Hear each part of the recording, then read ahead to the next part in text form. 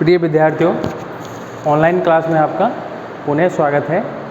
और ये video lecture आपका बीएससी सेकेंड ईयर फिजिक्स का पेपर 3 इलेक्ट्रॉनिक्स का लेक्चर नंबर 41 लेक्चर नंबर है। ठीक है, चलिए वीडियो को स्टार्ट करते हैं। और वीडियो को स्टार्ट करने से पहले ये देख लेते हैं कि लास्ट में हमने कहाँ तक छोड़ा था। तो उसमें हम पढ़ रहे थे विसरण धारा के व्यंजक पढ़ रहे थे, शायद है ना। क्या था? विसरण धारा का व्यंजक।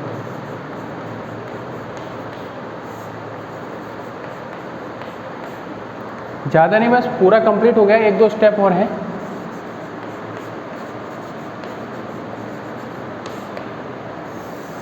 विसरण धारा के व्यंजक में हमने विसरण धारा घनत्व होल्स के लिए ज्ञात कर लिया था। क्या था?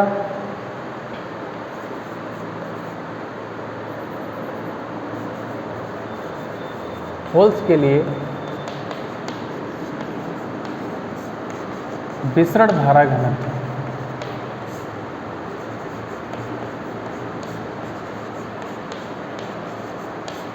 कितना था? -e, वो भी प्रति सेकंड और प्रति एकांक क्षेत्रफल के लिए। ये हमने कल लिखा दिया था उसमें, है ना। तो ये क्या आ जाता है आपका -e/dn और डेल p ओवर ये आएगा आपका dh था। ये क्या था? ये dh होल्स के लिए था।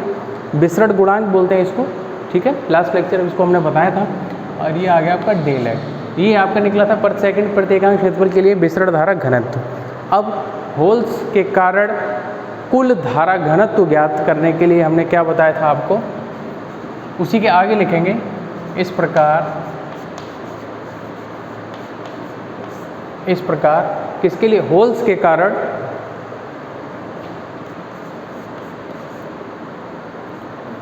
हिंदी में थोड़ा सा, होल्स के कारण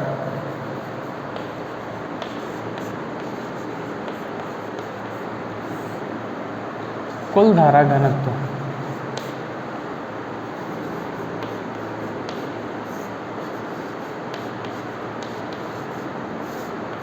कितना आ जाएगा? होल्स का चालन धारा घनत्व और होल्स का विसरण धारा घनत्व।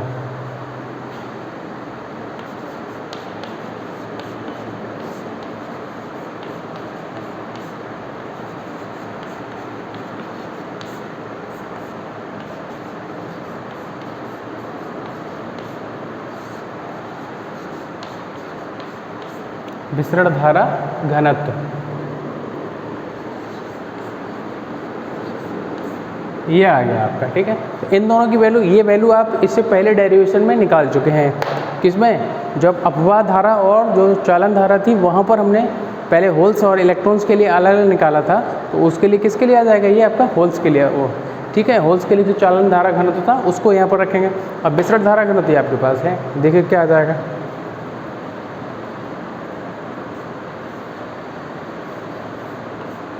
JH लेके चल रहे हैं। कुल धारा घनत्व क्या दिखा दिया हमने? JH, ठीक है। H का होल्स और J डेंसिटी, कौन सी? करंट डेंसिटी, ठीक है। तो क्या आ जाएगा? देखो वो वहाँ पर क्या निकला था? EN/VDN था। क्या था? अगर आप देखोगे EP और VDP, और VDP बराबर क्या होता है? VDP अपॉन E बराबर क्या होता है? μP। यही था ना रिलेशन हमने पढ़े थे वहाँ पर। तो VDP बराबर क्या निकलेगा? E into μP। तो देखो इसका विसरण चालन धारा घनत्व तो कितना हो जाएगा? EP μP into E। ये हो गया उसका होल्स का चालन धारा घनत्व। देख लेना आप, इतना ही मिलेगा आपको, ठीक है। और माइनस, ये माइनस आ जाएगा E DH del P over del X। ये आ गया आपका होल्स का कुल धारा घनत्व, जिसमें विसरण धारा घनत्व भी है और चालन धारा घनत्व भी है। चालन धारा घनत्व कब मिलता है? जब आपका बाह्य विभवांतर आरोपित किया जाता है, तभी तो इलेक्ट्रॉन्स मूव करते हैं। और ये क्या होता है? सांद्रता परिवर्तन में, यानी घनत्व में अंतर के कारण जो चार्ज है वो एक दूसरे की तरफ क्या करते हैं? इलेक्ट्रॉन और होल्स विसरण करते हैं, उसके कारण ये आपको प्राप्त होता है, ठीक है। तो ये आपका हो गया, इसको आप नोट कर लेंगे।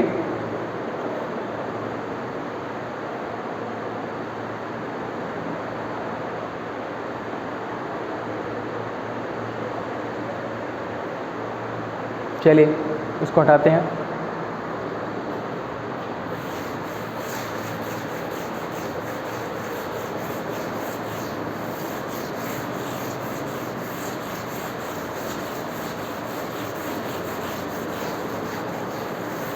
ये किसके लिए निकल के आया है? होल्स के लिए। किसके लिए? ये होल्स के लिए। इसी प्रकार किसके लिए निकाल सकते हैं? इलेक्ट्रॉन्स के लिए। इसी प्रकार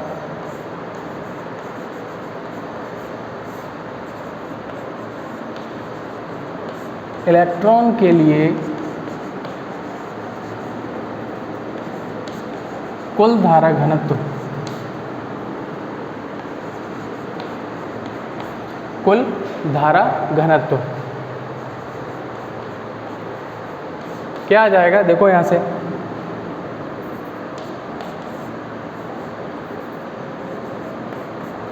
ये H है, ध्यान रखेंगे, H होल्स के लिए और N है इलेक्ट्रॉन्स के लिए। ठीक है, तो जो N बराबर क्या आ जाएगा? E P की जगह N म्यू N E, ये माइनस का होगा plus, because direction is opposite. ठीक है,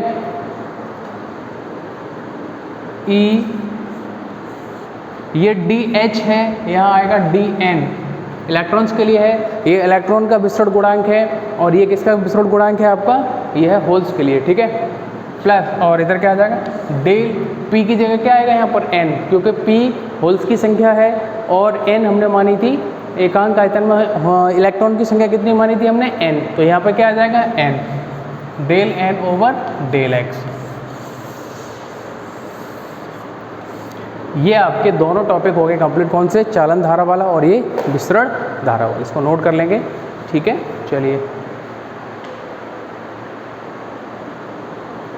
चलिए इसको हटाते हैं।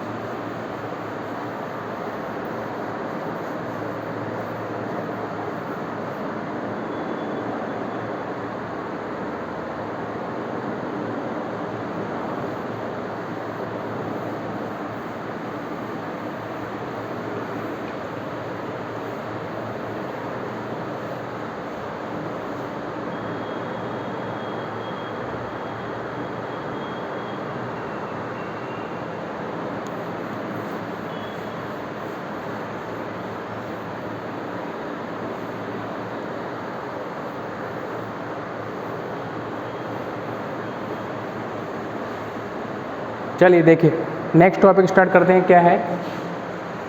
तो नेक्स्ट टॉपिक है आपका, वो है अर्धचालकों में होल्स तथा इलेक्ट्रॉन्स का घनत्व। ठीक है, अब धारा घनत्व नहीं, घनत्व। देखिए क्या है,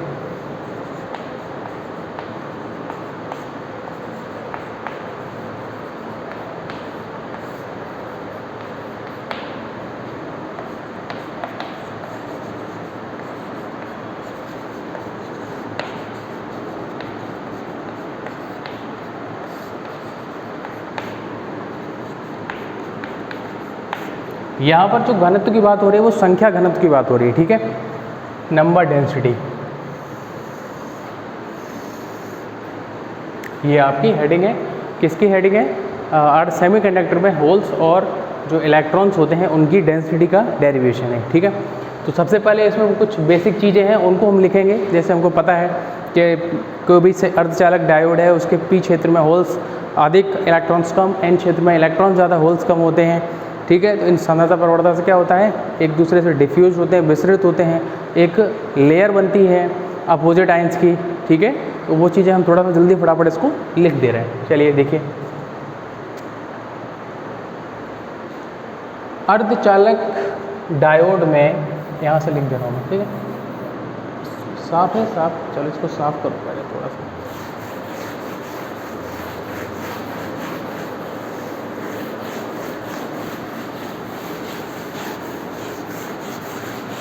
चलो देखो,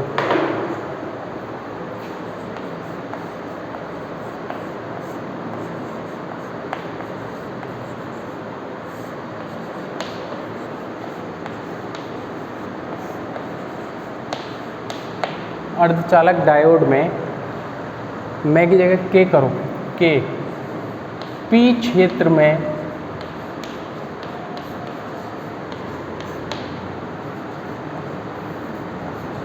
होल्स की संख्या अधिक, होल्स की संख्या अधिक तथा इलेक्ट्रॉन की संख्या कैसी होती है? कम होती है।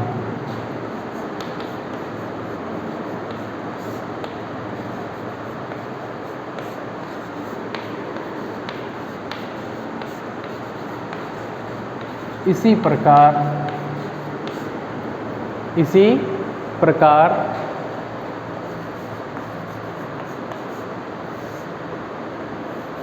एन क्षेत्र में आपको पता है क्या होता है? इलेक्ट्रॉन ज़्यादा होते हैं और होल्स कम होते हैं। उसको लिखना है।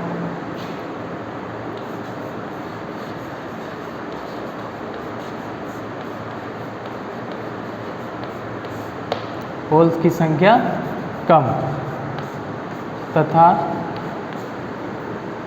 इलेक्ट्रॉन की संख्या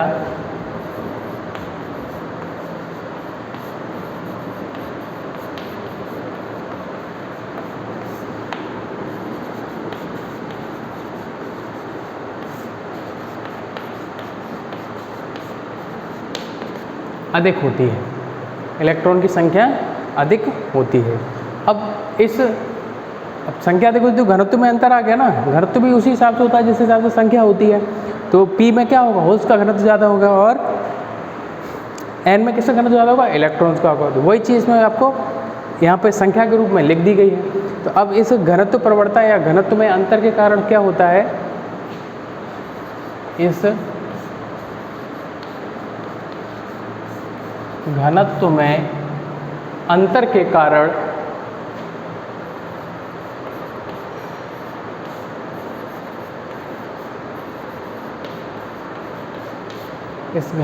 अंतर के कारण क्या होता है? वो होल्स और इलेक्ट्रॉन, अब बार बार ज़्यादा बड़ा नहीं करेंगे, होल्स और इलेक्ट्रॉन क्या होते हैं? एक दूसरे की ओर क्या होते हैं? विसरित होते हैं।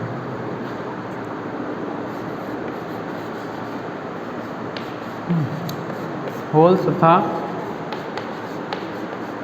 इलेक्ट्रॉन एक दूसरे की ओर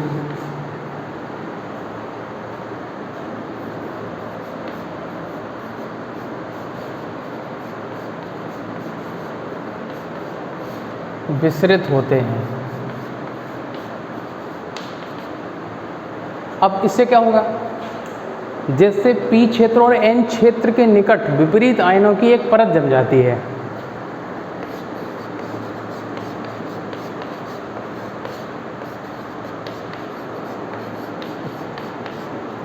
P क्षेत्र तथा N क्षेत्र के निकट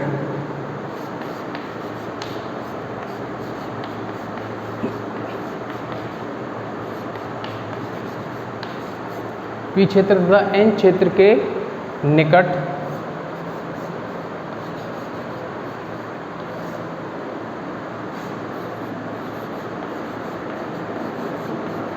विपरीत आयनों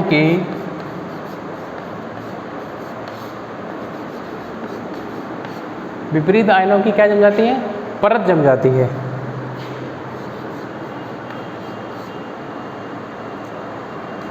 परत का निर्माण होता है।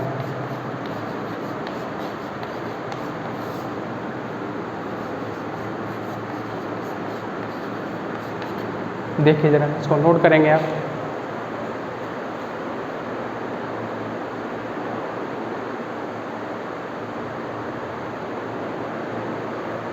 चलिए हटा दें इसको।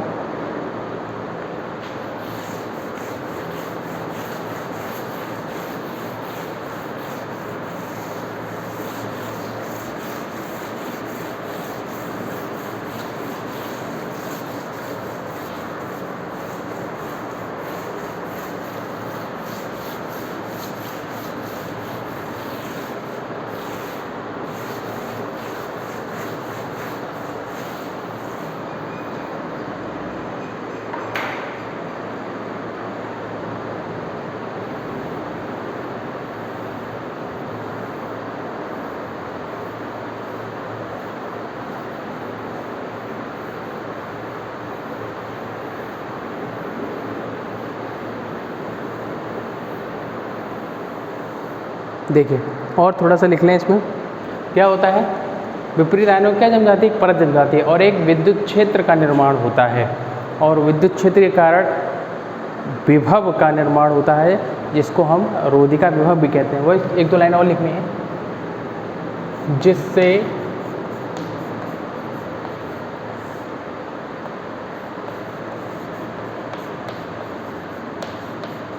विद्युत क्षेत्र उत्पन्न होता है।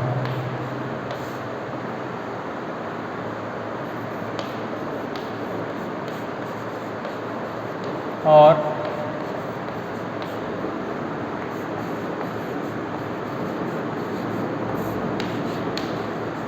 विभव भी आरोपित होता है।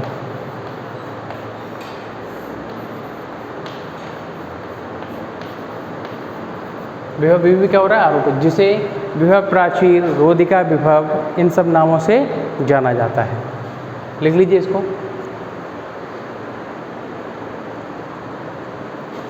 जिसे विभव प्राचीर या प्राचीर विभव ज़्यादा ठीक रहेगा क्योंकि वोल्टेज की बात कर रहे हैं हम। जिसे प्राचीर विभव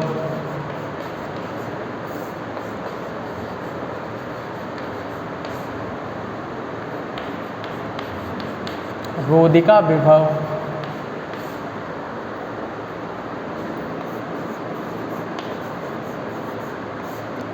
या संपर्क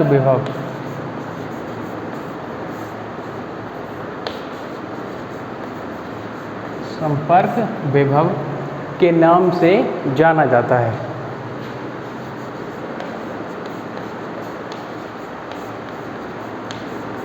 संपर्क विभव के नाम से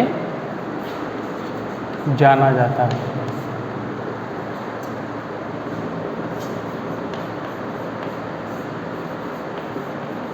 ठीक है, क्या बोलते हैं, एक इलेक्ट्रिक फील्ड जनरेट होता है और एक पोटेंशियल अप्लाइड हो जाता है। उस पोटेंशियल क्या बोलते हैं, कॉन्टैक्ट पोटेंशियल, संपर्क विभव, ठीक है, रोधिका विभव या प्राचीर विभव, ठीक है, बैरियर पोटेंशियल।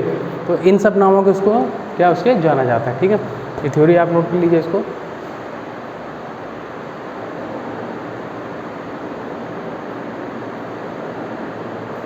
चलिए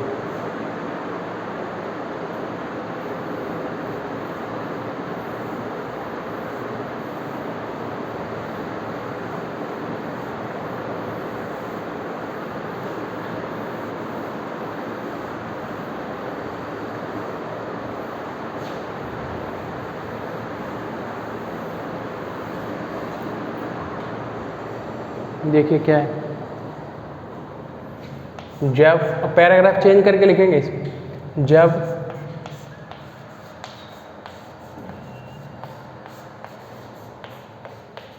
अर्धचालक डायोड पर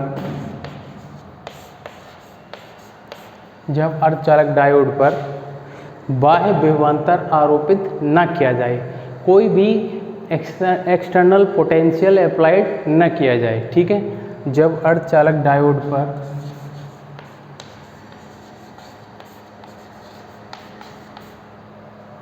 कोई भी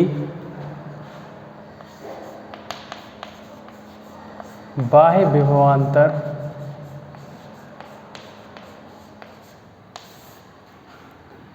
आरोपित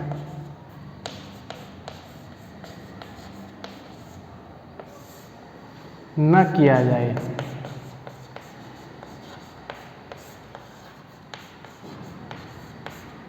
आरोपित न किया जाए, तब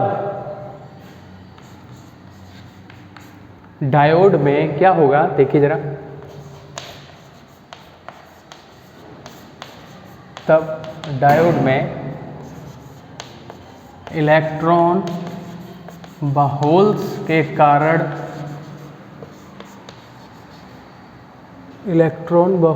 कारण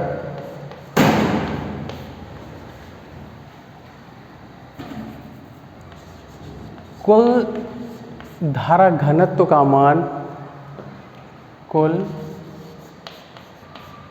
धारा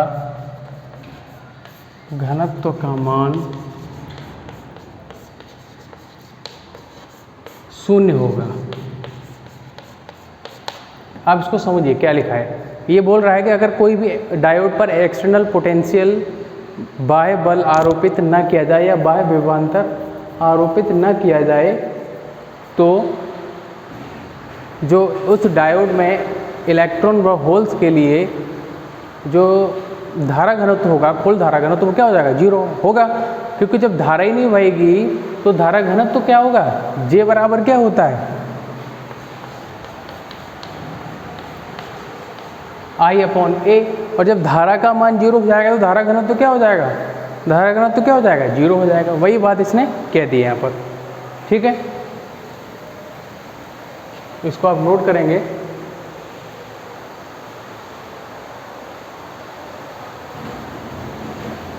चलिए, लेकिन ये कंडीशन ध्यान रखना कौन सी है? जब कोई भी बाह्य बल आरोपित न किया जाए तब की कंडीशन है ये।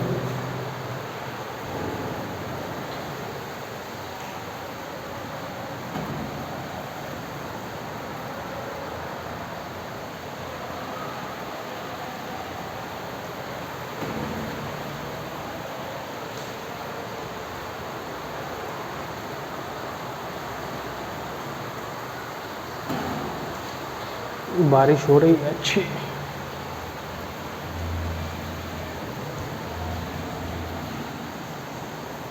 चलिए देखिए, अब उससे से संबंधित डेरिवेशन करते हैं। क्या था कि डेरिवेशन थ्योरी आपने लिख लिया है, यानी कि बाह्य विभवांतर आरोपित न किया जाए। तो लिख दिए इस पे बाह्य विभवांतर इलेक्ट्रॉन के लिए कुल धारा घनत्व। इलेक्ट्रॉन के लिए लेके चलेंगे पहले।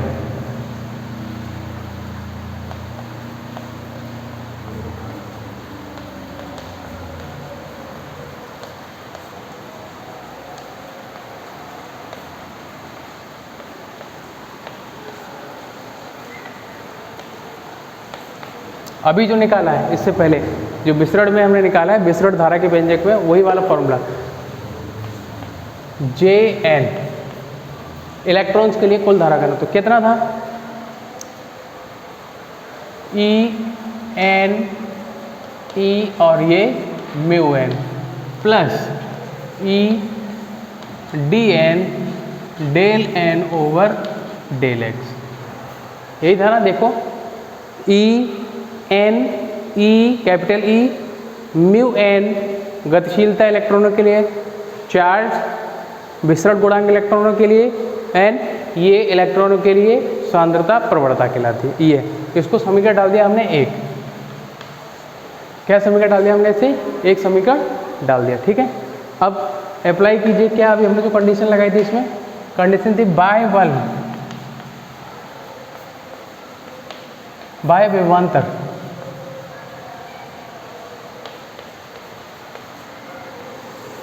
की अनुपस्थिति में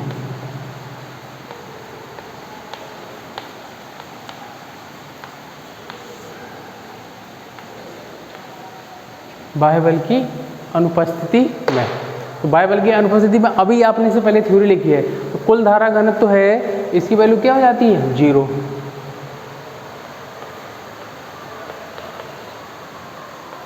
समीकरण 1 से Jn ये पूरी वैल्यू किसके बराबर हो जाएगी? 0 के। En E μn plus E dn del n del x बराबर 0। ये मिल गया आपको, ठीक है। इसको डाल देंगे आप समीकरण नंबर 2 और समीकरण 2 को आप हल करेंगे। इसको नोट कर लो पहले, आप नोट करिए इसको।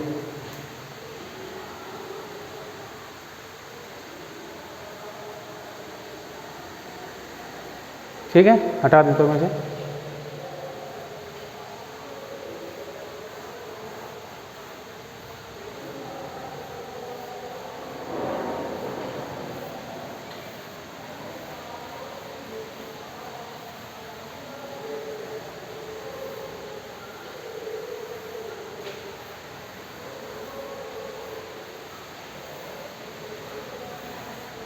चलिए अब समीकरण जो 2 है उसको हम क्या करेंगे, हल करेंगे। समीकरण 2 को हल करने पर करिए।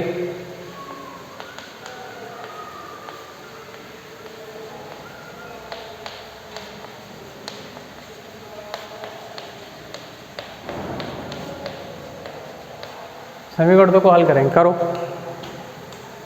ई और ई कॉमन ले लो, दोनों में ई है, इसमें भी ई है और स्मॉल ई चार्ज कॉमन लेके 0 में भेजो, क्या मिलेगा, N E mu N plus D N del N del X 0। एक को दूसरी तरफ ले जाओ, ई म्यू एन बराबर minus D N del N over del X, ये आ गया आपका, ठीक है। अब समीकरण 2 को हटा दो, इसको इसकी ज़रूरत नहीं है, अब हटा दीजिए।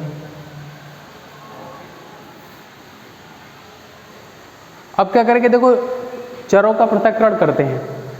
n इधर है तो इस n को तो इस डेल n के पास ले जाएंगे, डेल x को दूसरी तरफ ले जाओ, ठीक है। देखो क्या आएगा, ऐसे लिख सकते हैं डेल n अपॉन n। अब क्या बचा, वो बाकी दूसरी तरफ ले जाओ, माइनस म्यू एन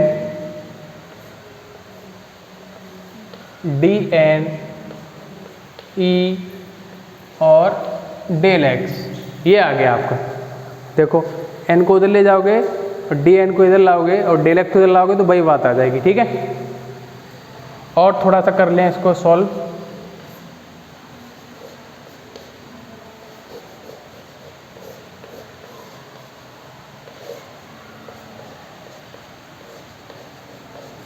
ऐसे कर लिया हमने, समीकरण डाल दो इसको 3, क्या डाल दिया हमने इसको, समीकरण नंबर 3 डाल दिया। अब समीकरण 3 का हम करेंगे कि सीमाओं के अंतर्गत समाकलन करेंगे। इसको नोट करो, आप पहले नोट कर लीजिए, ठीक है। चलिए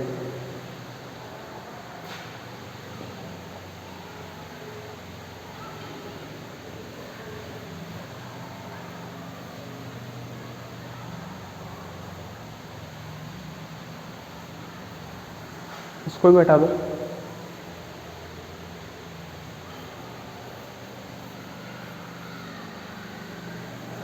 क्या हो जाएगा देखिए जरा, समीकरण 3 का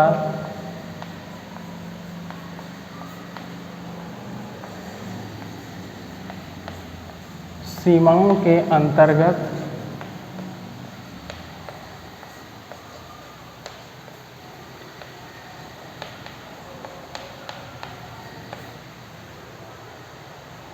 समाकलन करने पर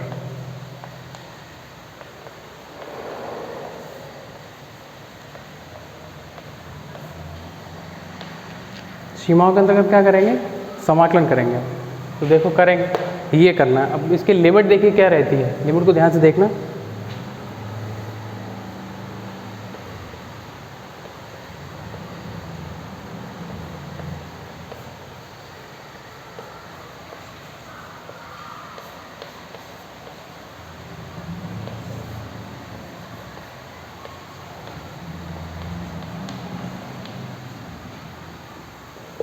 ये है इसके सामने, ये आपकी लिमिट एन पी, यानी पी क्षेत्र में इलेक्ट्रॉनों की संख्या, और अपर लिमिट है एन क्षेत्र में इलेक्ट्रॉनों की संख्या।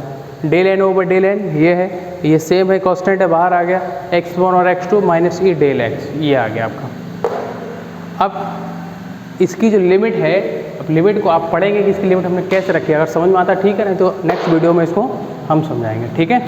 Thank you.